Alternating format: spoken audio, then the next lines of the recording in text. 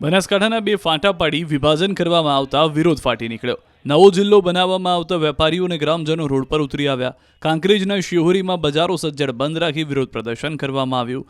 વાવ-થરાદ જિલ્લામાં સમાવેશને લઈને વિરોધ કર્યો, હલ્લાબોલ કર્યો. સાથે જ કાંકરેજ તાલુકાને બનાસકાંઠામાં જ રાખવા માંગ કરી. સાથે જ કાંકરેજના એમએલએ અમૃત ઠાકોરે નિર્ણયને વખોડ્યો. કાંકરેજને બનાસકાંઠામાં જ યથાવત રાખવાની માંગ કરી. જો આ નિર્ણય પરત નહીં લેવામાં આવે તો આવનાર સમયમાં અમે ઉગ્ર વિરોધની ચીમકી ઉચ્ચારી રહ્યા છીએ તેવું પણ તેમણે કીધું છે.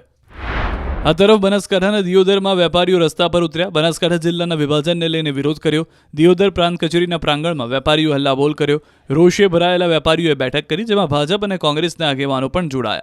જિલ્લા કોંગ્રેસ પ્રમુખ ભરતસિંહ વાઘેલા, પૂર્વ ચેરમેન ઈશ્વરભાઈ તરક સહિતના આગેવાનો જોડાયા. ત્યારે જિલ્લા કોંગ્રેસ પ્રમુખ ભરતસિંહ વાઘેલાએ આરોપ લગાવ્યો કે કોન્ટ્રાક્ટર ઉદ્યોગપતિઓને રાજી રાખવા નિર્ણય કરાયો. બીજી તરફ ધાનેરાને બનાસકાંઠા જિલ્લામાં રાખવા માંગ ઉઠી. કાંકરેજ દિયોદર બાદ હવે ધાનેરાના લોકો રસ્તા પર.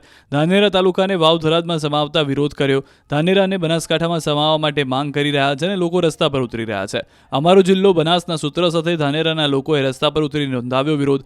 જિલ્લા વિભાજનને લઈને માવજી દેસાઈએ કહ્યું કે 1 મહિના અગાઉ મુખ્યમંત્રીને કરી હતી રજૂઆત. ધાનેરાની જનતાને થરાદ નહીં, બનાસકાંઠામાં જિલ્લો અનુકૂળ છે. ધાનેરાને નવા જિલ્લામાં સમાવેશ કરવો તે ભૌગોલિક રીતે અયોગ્ય છે. QR કોડ સ્કેન કરો અને ડાઉનલોડ કરો ન્યૂઝ 18 એપ. મેળવો ગુજરાત અને દેશ દુનિયાની પળે પળની અપડેટ્સ.